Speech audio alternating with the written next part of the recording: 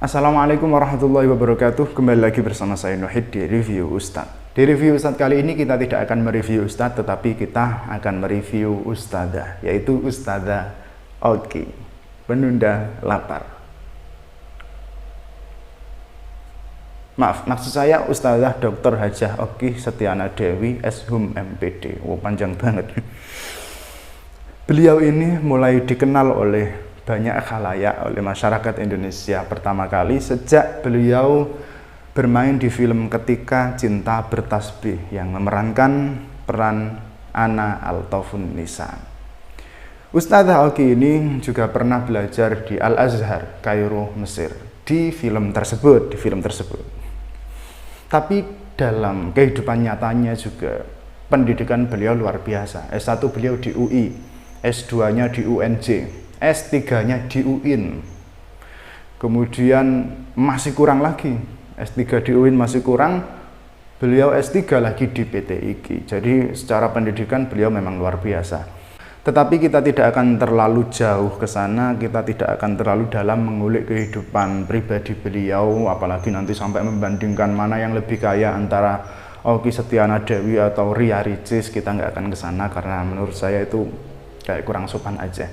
Jadi yang akan kita bahas di sini adalah apa yang sedang viral tentang statement beliau. Sebenarnya bukan statement sih, lebih ke kisah yang beliau ceritakan dalam suatu ceramah yang kemudian diupload di TikTok, sehingga itu hanya menjadi suatu potongan dan itu tersebar dan dikomentari oleh banyak orang, banyak yang kontra dengan beliau dan banyak juga yang pro pada beliau, dan lebih banyak lagi yang salah paham dalam menangkap ceramah beliau, baik yang menyetujui maupun yang tidak menyetujui.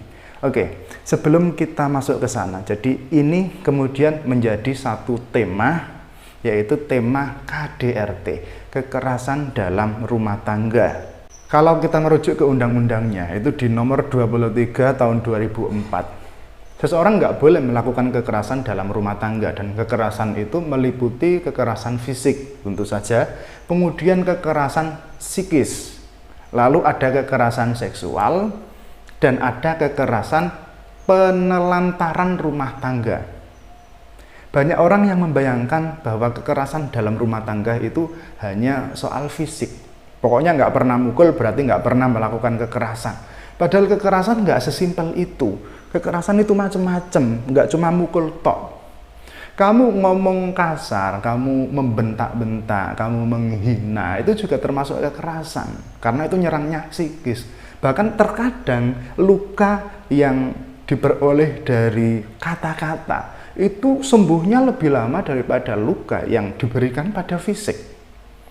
Tapi ini sama sekali bukan berarti membolehkan kekerasan secara fisik. Maksudnya adalah kekerasan secara fisik juga nggak boleh, kekerasan secara verbal juga nggak boleh. Kekerasan yang melukai fisik nggak boleh, kekerasan yang melukai psikis juga nggak boleh.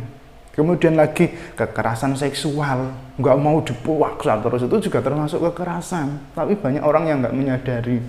Lalu penelantaran, menelantarkan ini kan ya nggak mukul, ya nggak ngomong kasar, tapi ini masuk kekerasan. Menelantarkan, nggak ngasih nafkah, nggak ngasih uang belanja, itu juga termasuk kekerasan. Jangan dianggap nggak kekerasan, ini kekerasan juga. Nah, kesemuanya ini, baik kekerasan fisik, kekerasan psikis, kekerasan seksual, kemudian penelantaran dalam rumah tangga, ini juga semuanya dilarang oleh agama. Tapi di Al-Quran itu kan ada wallati takhafuna nusyuzahunna fa'idhuhunna wahjuruhunna fil madaji'i wadribuhun. Nah, menariknya di sini ada orang yang membela Ustadzah Oki. Berdasarkan ayat ini, beliau mengatakan bahwa dalam Islam itu boleh, suami memukul istri itu boleh. Ada dua kesalahan pada orang ini. Yang pertama, beliau tidak paham ayatnya. Yang kedua, beliau juga tidak paham ceramah Ustadzah Oki ini. Tapi untuk ceramah Ustadzah Oki ini akan kita bahas nanti saja.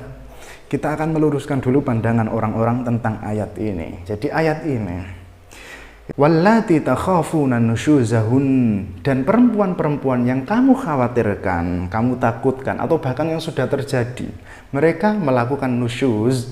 Nusyuz itu gampangannya ya kemaksiatan gitu aja. Kemaksiatan yang berada dalam ranah rumah tangga, atau kemaksiatan ya kemaksiatan secara umum, kemaksiatan yang keluar dari jalur syariat. Kok kamu khawatir itu terjadi atau sudah terjadi, maka fa'idhuhun, nasihati mereka. Al-wa'du itu menasihati dengan baik, bukan membentak-bentak, bukan menghina-hina, bukan merendahkan derajatnya, bukan.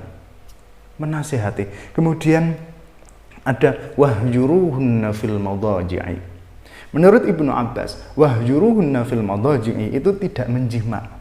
Kalau mereka sedang melakukan kesalahan, apalagi kalau sampai bertengkar, ya hindari jima dulu. Aneh saja juga, masa sedang bertengkar terus jima itu kan kayak gimana ya, kayak dingin gitu, kayak aneh juga gitu. Terus berikutnya ini yang jadi inti persoalan adalah wadribuhun. Masalahnya doroba itu sebenarnya maknanya banyak sekali. Makna doroba pada asalnya itu adalah bertemunya sesuatu atas sesuatu yang lain dengan tekanan tertentu, sehingga orang berjalan itu juga doroba. Kemudian orang berenang itu juga doroba, berenang, karena itu ada persentuhan antara tubuh dengan air, terus ada tekanan gitu kan, itu juga masuknya doroba. Orang tabuhan itu juga doroba. Nah, memukul itu juga doroba. Memukul sendiri kan macam-macam.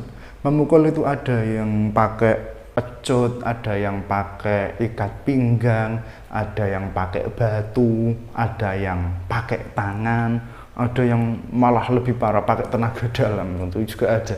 Jadi mukul macam-macam, jenisnya macam-macam. Oke, kita masuk saja pada mukul yang memukul.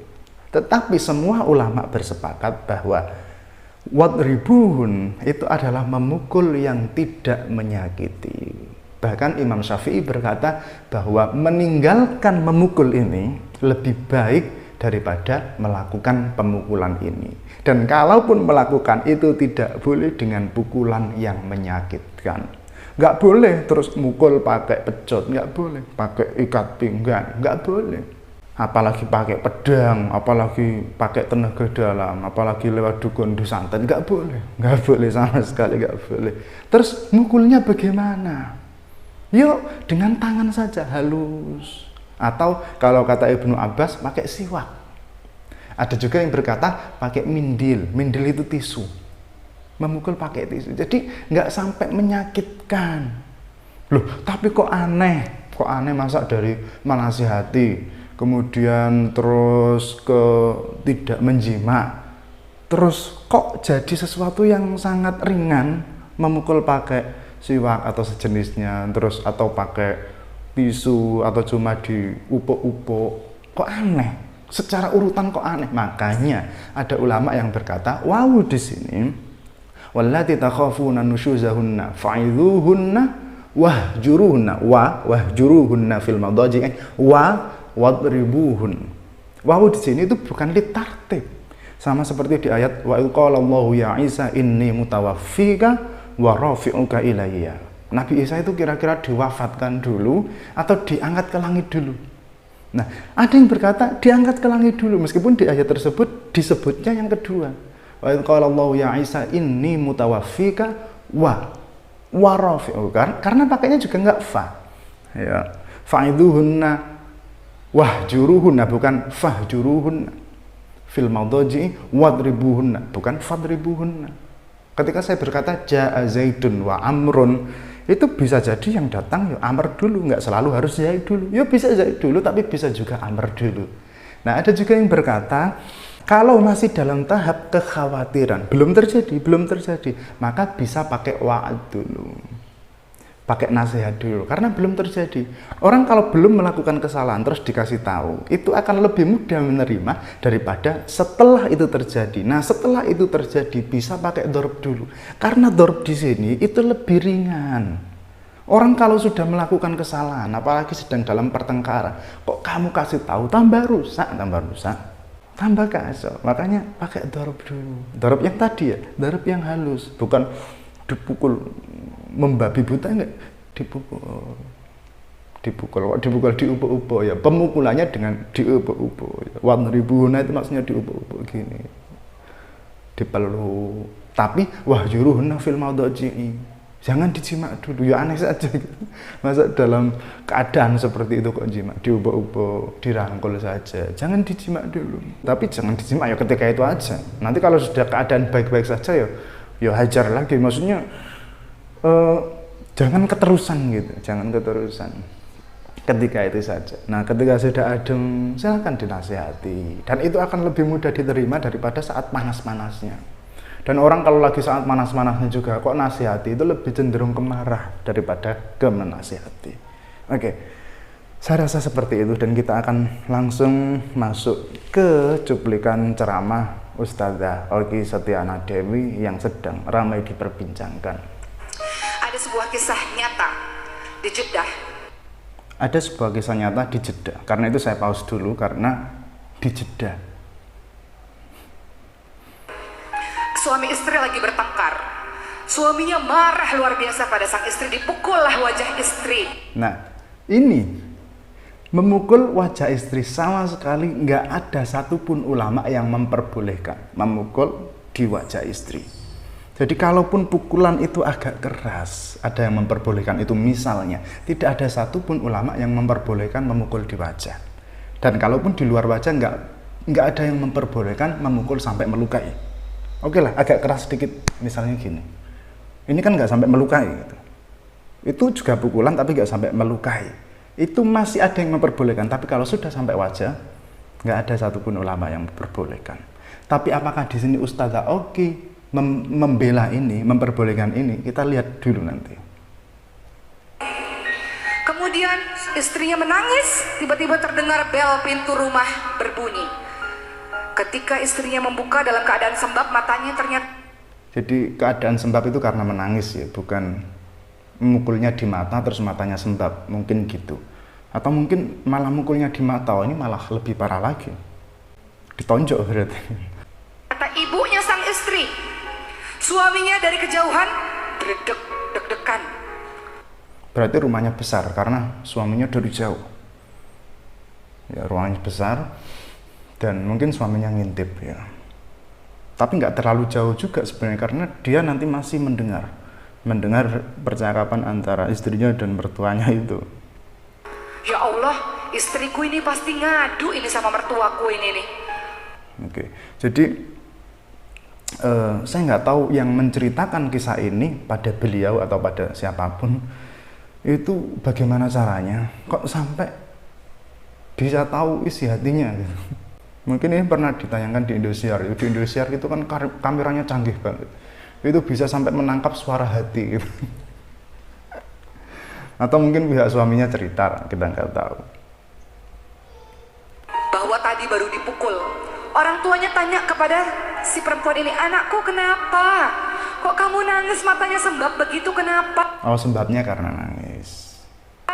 Istrinya mengatakan, ibu, ayah, ya Allah, aku tuh tadi berdoa sama Allah, aku rindu sama ibu. Ya, jadi yang nanya itu ibunya. Biasanya ayah memang gitu, ya diam saja gitu. Kalau mertua laki-laki datang ke rumah pasangan suami istri, biasanya yang ngomong mesti yang perempuan, yang laki-laki biasanya diam. Sama ayah udah lama gak ketemu, aku tuh nangis karena aku rindu sama ibu sama ayah. Taunya Allah langsung menjawab doaku, aku semakin terharu, jadi aku nangis.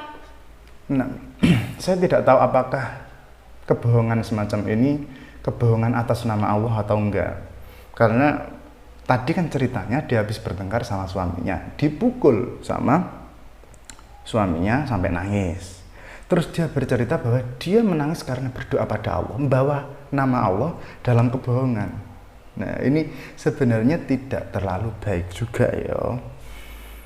Tapi saya kira ini bukan inti dari cerita itu. Meskipun itu sebenarnya cerita yang tidak baik, artinya kebohongan sampai membawa nama Allah itu bukan sesuatu yang baik sebenarnya.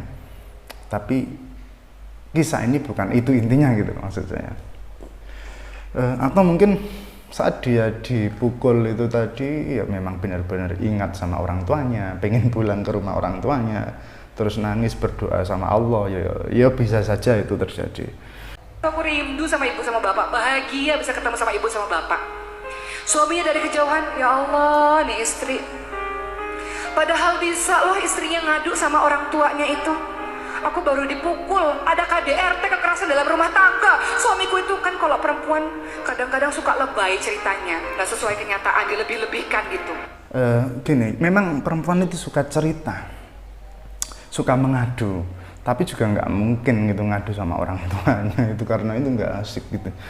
Tapi gini sih, sebenarnya perempuan itu sangat pandai menjaga rahasia, sangat pandai menjaga rahasia. Bukan hanya si wanita di sini ini, hampir semua perempuan pandai sekali menjaga rahasianya. Saking pandainya menjaga rahasia, saking tidak inginnya rahasia itu terbongkar, mereka para perempuan meminta teman-temannya untuk juga ikut menjaga rahasia itu.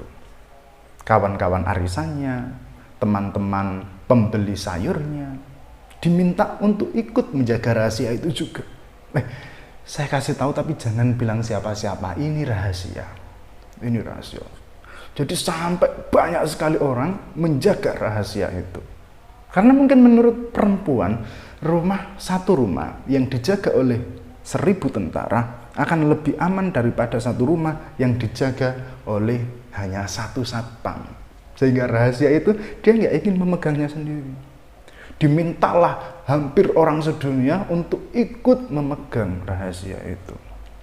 Ya, termasuk Ustazah ini mungkin juga dalam rangka menjaga rahasia, membagi rahasianya pada kita sedunia ini. Ya mudah-mudahan mertuanya tadi nggak tahu sih. Orang kalau lagi marah, lagi sakit hati kan ceritanya suka dilebih-lebihkan biasanya. Tapi sang istri mengatakan, ya Allah Pak Bu, aku tuh nangis karena aku rindu sama bapak sama ibu. Suaminya luluh hatinya, istriku itu Masya Allah menyimpan aibku sendiri, ya Allah luar biasa. Makin sayang dan cintalah suami tersebut. Jadi nggak perlulah cerita-cerita yang sekiranya membuat kita menjelek-jelekkan pasangan kita sendiri. Oke, jadi ini sudah ditangkap ceritanya. Ini intinya adalah kesadaran suami dari perbuatan yang buruk, yaitu KDRT, menjadi lebih baik karena sikap istrinya yang baik. Karena istrinya tadi kan menyimpan aib suaminya ke mertuanya. Kita nggak tahu ke orang lain bagaimana. Tapi dari perbuatan baik istri itu, akhirnya suami menjadi baik. Nah, intinya di sini. Nggak ada di sini Ustazah Oki membela KDRT, nggak ada. Guru saya pernah bercerita, ada seorang syekh yang sedang mengajar ngaji murid-muridnya di dalam suatu masjid, dan di tengah-tengah mengajarnya itu ada seorang pemabuk yang datang masuk, nyelonong saja. Dia tiba-tiba minta uang pada syekh tersebut. Syekh itu memberikan uang, terus disuruh pulang lagi. Murid-muridnya bertanya, janggal, Syekh, bagaimana mungkin engkau memberikan uang pada pemabuk, sementara engkau pasti tahu uang itu akan digunakan untuk mabuk? Kata syekhnya, saya nggak tahu uang itu akan digunakan untuk mabuk. Ya dia memang pemabuk, tapi bisa juga dia menggunakan uang itu untuk makan. Tugas saya hanya memberi. Terserah dia mau menggunakan uang itu untuk apa. Lalu beberapa bulan kemudian, si pemabuk itu datang lagi dan dia bukan lagi seorang pemabuk. Dia bercerita pada syekh itu dan juga pada murid-muridnya. Saya dulu adalah seorang pemabuk. Sampai kemudian saya datang kemari meminta uang pada syekh ini. Uang itu saya buat untuk membeli minuman keras. Dan saat saya meminum minuman keras dari uang itu, saya langsung muntah-muntah. Dan setelah itu, saya sama sekali tidak ingin minum minuman keras. Bahkan menciumnya saja, saya sudah mau muntah. Ceritanya sebenarnya belum selesai, tapi kita sudahi saja karena kita sudah menemukan padanan dari cerita ini dengan cerita yang tadi. Ada suatu perbuatan yang mungkin menurut orang lain itu aneh, tetapi itu bisa menyadarkan orang lain.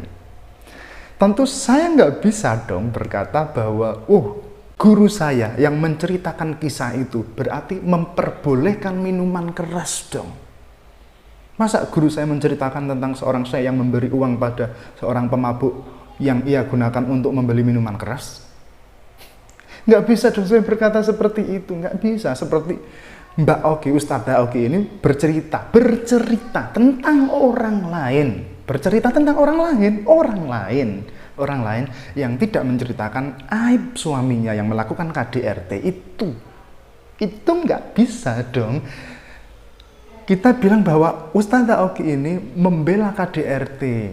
Ustadzah Oki ini meminta agar perempuan-perempuan itu tetap bertahan meskipun suaminya melakukan kejahatan. Enggak seperti itu. Seperti guru saya tadi itu tidak terus menyarankan para pemabuk itu berilah uang untuk mereka membeli minuman keras. Enggak seperti itu. Karena cerita itu kan ya cerita, enggak semuanya terus sama.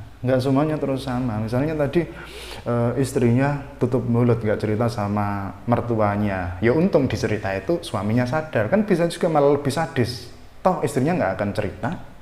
Atau istrinya nggak mungkin meninggalkan dia tahu akhirnya dia malah semakin melakukan KDRT lebih keras lagi. Bisa saja tadi yang seorang syekh misalnya ternyata dia bukan wali, memberi pemabuk itu uang untuk membeli minuman keras, akhirnya pemabuknya itu malah numan, minta terus. Malah kesannya kayak syekh itu menyuplai minuman keras. Kan cerita ya cerita, kehidupan nyata ya kehidupan nyata, nggak selalu sama gitu. Tapi ada pelajaran yang bisa kita ambil dari situ, bahwa untuk menyelesaikan persoalan itu ada banyak jalan. Dan banyak jalan itu tentu saja kita pilih yang baik-baik.